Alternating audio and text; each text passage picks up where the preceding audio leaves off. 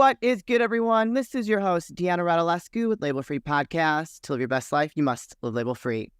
As always, bring you incredible guests from all over the world, so sit back, relax, and tune in. My next guest is a talented author, organizational development expert, certified public speaker, facilitator, and coach. He is also the founder of Habits for Miracles. Please welcome Rahul Karan Sharma. Rahul, welcome to the show. Thank you, Dana, for having me. I'm all excited to share the insights, and I really appreciate all the work that you do for the community. So thank you. Thank you very much. Well, I don't know what to dig into first. Now, he says here, with over 2 decades of experience in the business world, you dedicate your life to empowering individuals to excel and become successful leaders. So is that where this all started, was becoming all these different things, was in the business world first? Yes. So I've been into the business world for 2 decades. And what I have realized that many individuals, when we hire them, they had a great potential. They were looking very sharp, but probably within 6 months, either they quit on us or we quit on them. So sometimes they are not able to untap their own potential. So that's where I am now pivoting towards my new adventure, which is my entrepreneurial, journey. Okay. To transform the uncertain individuals. Maybe it could be students who are uncertain about their careers. Yeah. It could be leaders who became leaders not by choice, but by chance, to convert their career into thriving one. So that's the whole, initiative that I'm taking. I love that. Why do you think that people, especially leaders, are unable to tap into their full potential on their own? So one of the things which I have noticed is when they move to a leadership role, they have been a very successful individual contributor. Yeah. Now it becomes very challenging for them to leave away their individual contributor mindset and move into the leadership mindset. So that is number one piece which I think that they are not able to contribute well. Number two is they are unable to build that trust with their new team. Because when you are individual, you are all, about yourself. Yep. But when you move up to the leadership role, you need to build that trust. You need to build that credibility, and it takes time. So that's where most of us, we fall short. And it's important for us to build that trust in confidence within your team members that you are the right person to lead them. Oh, for sure. I mean, yeah, you definitely have to have trust with your team.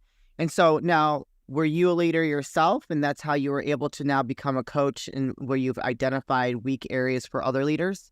That is correct. So I have been into the leadership role for quite a long time, and the people with whom I have done the coaching, they are now successfully leading the team, leading the departments or the country, and they have been doing well for themselves and for their team. So that's what really motivated me to move into this entrepreneurship. And for me, my satisfaction or my mojo is not about just doing things. Yeah. It's about when my learners really achieve something, when they are becoming successful. That's really act as a motivation for me to do more and more. So you are like many of us that are out to change the world in a good way. You love to serve. Correct. I think that is a very key element for any leader, to really want to serve others, to help them get better and to achieve the same level of success as themselves. Correct. Yeah, because not all leaders are made the same, obviously, or else you wouldn't be coaching. Yep. Absolutely. So tell us a little bit. So you are a certified public speaker and a facilitator. So what does that mean to facilitate in what you do now? So facilitation is all about the training, grooming, and I am I would not say little, but yes, my style is a little unique. I don't like to facilitate through the PowerPoint decks. I'm more an experiential facilitator. I use a lot of videos, lot of anecdotes when I'm doing my workshop, because I believe that most of us learn by doing. Yes, there are 3 different styles, but the most prominent style of learning, which remains with us for a long time, is learning by doing. So I focus on that aspect. And public speaking came to me when probably in 2016, when was the first time I attended a workshop by Mr. Les Brown. And I noticed that all the folks who were part of that session, they had their story and they were making a difference, positive difference in other people's life. And that's really motivated me that I can also make a difference, but couldn't do much for almost 6 years. I was in very comfort zone with my corporate job. Yeah. Back in 2022 is again, I reignited that passion. And finally, I'm venturing out to have my own professional and personal development company. I love it. So you yourself, like many others, were a little nervous to make that leap or that jump into being an entrepreneur. I always call it like a corporate refugee, someone that like had that comfort, that, that reliability. To move into being an entrepreneur is a huge shift, I think, for anyone coming from corporate.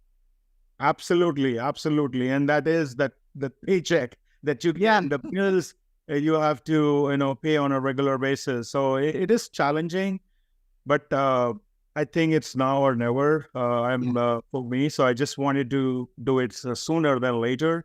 I do understand the economy is not great at this point in time, but I have full trust in my abilities that I will be able to make the difference. Absolutely. And there are people out there that are searching for someone like you. I feel like there is plenty of business out there for everyone. We all have an audience, right? So I have an audience for myself and what I do. You have an audience for what you do, or, people that would want to work with you because they can relate to who you are and your story and your skill set. So I think it's very important that everyone that's listening knows that, if you have an idea and you're scared to take that leap, just know that your clients, your audience, they are out there. They're waiting to connect with you. Talk to us about, I love the name of your business, of your website, Habits for Miracles. That is an awesome name. Tell us, what does that mean to you and how do you want it to resonate to your potential clients? Sure. So the word miracles means different to different people. Yeah. And in no way my intention is to talk about the supernatural intervention in miracles. Yeah. The way I define miracles is anything that we could not do before and are able to do, it's in itself is a miracle. Yeah. So I do believe that we all have greatness within us, that inherent power within us to create our own miracles. Yeah. Where we fall short is sometimes we don't take action. And even when we take action, we are not consistent with that action. Yeah. So I learned from my coach that focus on taking imperfect action. Most of us who are high achievers, high performers, we always look for that perfectionist, that we need to take that perfect action. And I was one when I was growing up. It's very late in my career, I realized that there is nothing called perfection. It's all about the perspective. It's all about the way you look at things. So I do believe that if we are able to have some right habits, positive habits within our lifestyle, we have the power to create our own miracles, live our life the way we want to live. Yeah. And I love that you paired it with habits, because to create that kind of miracle in your life and make it a habit is a very incredible skill and an incredible insight to have what that means in your life. Absolutely. I do believe that everything is about habit, in my opinion. Yeah. Because anything worth doing is about habit. Yeah. Not the negative habits. Correct. And the way it is defined habit is when it comes naturally to you. Yeah. When you don't have to make an effort, that is now a habit. So we really need to focus on inculcating those positive habits, having that positive mindset, because most of the times we get those negative thoughts, whether it is through our social media or through any other means. And it's so important in today's environment to stay positive, because our brain does not distinguish between what is real and what is imaginary. So when we think positive, our mind stays positive for 6 more hours as per the research. Yeah. No, I love that. And, it is an exercise to maintain a positive mindset, because those negative thoughts can creep in at any moment during the day. And if you can like acknowledge it and just let it go and then focus on the positive is such an incredible skill. And I think people don't realize that they have control over that. They have to discipline. You have to actively discipline yourself to not focus on those negative thoughts. And so is that something that you help your clients understand? Yes, absolutely. Because that is the worst thing. Because if your mind is not in the right frame, Yeah. you cannot do anything. You cannot move things further. So we need to focus on practicing gratitude. Most of us, we always look for things that we don't have, but very rarely we show gratitude for the things that we have.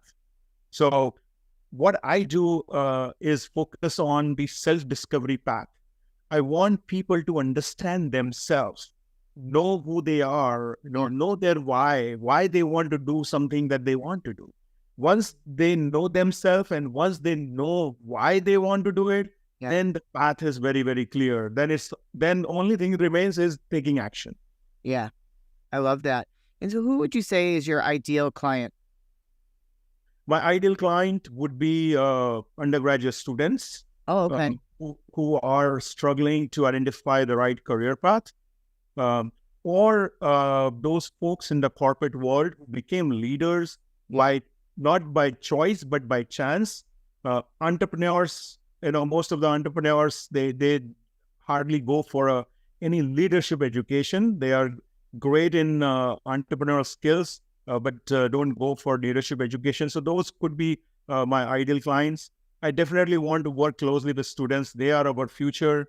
And if I can, invest time with them, and if I can make sure that within their 4 years of their education, they are set. They don't waste time after graduating and then look for, careers or look for identification of their careers. So those will be the right and ideal clients for me. Those are some very different clients. Like your skill set to work with a student versus a executive leader or entrepreneur has got to be so vast between the three. Now, what do you think are some key elements to helping a student successfully get through school and choose the right career for themselves? Because that's what you're ultimately helping them, you're leading them to. Sure. So I think the first thing for a student is for me to help them discover their passion. Discover what they like to do. And most of the times I have seen that students start looking for their career option. Yes, they have to choose a major in their freshman or sophomore, but they start looking for the career only in their senior year. Very few students who start looking in junior year. I believe that is too late. I think they need to start focusing in the freshman or sophomore years. They need to look for those internships. They need to look for some school jobs, part-time jobs that will allow them to identify what their passion is, what they like, what they do not like. Yeah, because from what I understand, a lot of students change their major, like they bounce around in the first couple of years when they're in school because your passion of what you think you like to do. So when you start out in college, changes over the course of those 4 years because you really don't know who you are. You don't know where you want to go. Absolutely. Yeah. And one thing which I want to focus on, Diana, is more on the life skills. Skills which are recession-proof, like, public speaking, relationship building, networking. Now, these are the skills that will really set them apart from the rest of the crowd, where they will not find a job. The employer will find them. So I want to create them as an individual where employers are looking for them. They don't have to do the posting of their resume or everywhere. They are so much well into their industry or networking with right people that they are being found just like a click of a button. No, networking. I'm a big into networking. I network all the time, and that's just the way that I get the podcast more out there and just to kind of get the message out there. I mean, it's important for anything that you do because you have to be able to start up a conversation with someone from a business perspective to really see because you never know who you can connect with. It can introduce you to someone else that could really blow your life up. Absolutely. And this one network will lead to another. So Yeah. I always believe that when you are looking for a goal, when you are chasing your goal, the goal is also taking a step further, taking a step closer to you. As long as you are taking right action, you are meeting right people. And sometimes it will be like a magic. Like today, AI is doing the magic for us when we log into Facebook or any other social media. We like something or we speak about something and immediately we are seeing an advertisement accordingly. Yeah. Same thing will happen in our life. Once you start meeting right people, one will lead to another, and then it will just be like a miracle. Yeah. In your life. I love that. All right. I want to thank you for shedding some light on that and how you can help them. Let's talk about it. Like an entrepreneur and an executive leader. Those are two different personality types, right? An entrepreneur is more of a risk taker, and an executive leader is more like careful and lives in a safe zone. And that's why they became an executive leader, is because they followed the rules, whereas an entrepreneur does not. So how do you help each of those differently when you coach them? Because you're dealing with two different types of people. Sure. So for an executive or someone from a corporate world, there are two main things which I have noticed where they fall short. As I shared earlier, one is that lack of trust. Yeah. And the second is their ability to or inability to delegate things. Just because they have been a great individual contributor, they think that they can only do that best. So they don't delegate well. So I help them and try to make them understand on these two things, how they can build trust and how they can, because the delegation is also leading towards trust. Right. Well, Well, I mean, delegating. that's kind of an example of a micromanager, right? If they can't delegate and they can't build trust with their team. And so that is like almost like a place, they come from a place of fear. Like that things aren't going to get done if they don't do it themselves, or making sure they're down like someone's neck getting it done. Correct. So it's all about leading to the trust and delegation. And you will not be surprised when you delegate. Maybe with some time, those people can do better than you. Oh yeah. And most of the managers or leaders, they are also afraid of giving their knowledge away. Yeah. That is also one thing which I've observed in the corporate world. They want to keep the knowledge to themselves. They have that some kind of thought process that if I give away the knowledge, what will I do? How will I be remain significant in the role? So I believe that knowledge is for sharing. That was heavy. That kind of sums up that like corporate struggle where people are like not wanting to see others succeed. Ooh, that was good. That was heavy. Correct. Yes. Yeah. Okay. So now from an entrepreneur standpoint, when you're dealing with someone who's more of a risk taker and pretty much has got like more of a harder personality, how do you help them achieve or reaching the next level of creating those habits for miracles? Because I'm an entrepreneur and I'm difficult. So definitely all good people are difficult to work. That's what I observed in my experience. And for entrepreneurs, I want them to understand people well, because sometimes in order to take risk, in order to get that desired goal, we rub people wrong way. Yeah. And it is so important for us to understand them. And as a leader, as an entrepreneur, you will have your personality, but your people, they will have different personality. And concept of the situational leadership, the concept of people leading people the way they want to lead. So earlier, there was a golden rule, treat people the way they treat you. It's platinum rule right now where you treat people the way they want to be treated. Yes. So it's important for entrepreneurs to understand the style of their people, how they want to be treated, and that is what will make a difference. And number two, I would say, is the processes. Sometimes we don't believe on the process because we just want to go away with things. But when they are starting their business, if they have right processes, like right mechanism to train people, coach people, and take them to the next level, that will really help them to be a successful entrepreneur. I love it. You've really got an idea on how you can help all three of those ideal clients of yours. And I think that's great. because that is like the foundation of becoming a successful coach and helping others become better. What does that process look like? If they said, hey, Rahul, I saw you on Label Free Podcast. I'm interested in potentially working with you. What does that look like? So first, they will have to go through an intake form, because I want to be considerate of their time and my time. So I really want to understand how serious they are to make that difference. And once that discovery call happens, probably we will be able to align ourselves with our next steps. And if those goes well, then we will be moving into intervention. Okay. But I would say that if people want to make change, if they want to get something that they never had, then they need to do something that they have never done.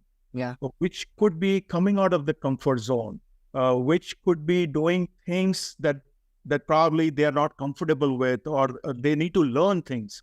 So we want to align ourselves with that goal, and we will go with one thing at a time. I'm not a big proponent of doing multiple things at one go, because our mind can only focus at one thing at a time, 100%. So we will focus on identify that one goal and go from there. Excellent. Where can people find you, connect with you, and learn more on working with you, Rahul? So folks can log into my website, habitsformiracles.com. They can find me on my LinkedIn, Habits for Miracles. And once they log into my website, they have access to all my social media handles. But I would love to have them connect with me through this podcast, and they can get a surprise. They can get a free accountability workbook on my website. So if they mention Label Free Podcast, they will be eligible for this accountability workbook, as well as I will be more than happy to send them a free ebook of my book, Be Action Oriented. It's my first ebook. I'll be more than happy to send that to them.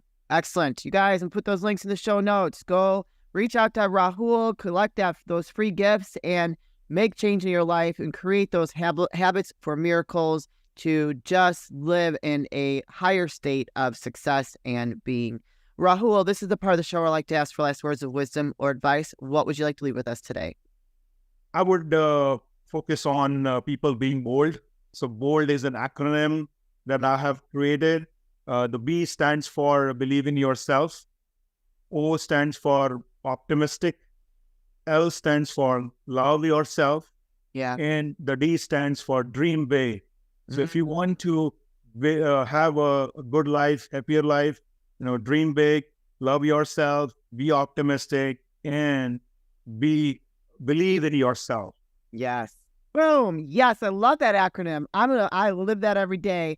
Rahul, thank you so much for sharing what you do and sharing how you help others and creating habits for miracles. I truly think it's a miracle that you are down this path and you're helping others become that way. So we appreciate you.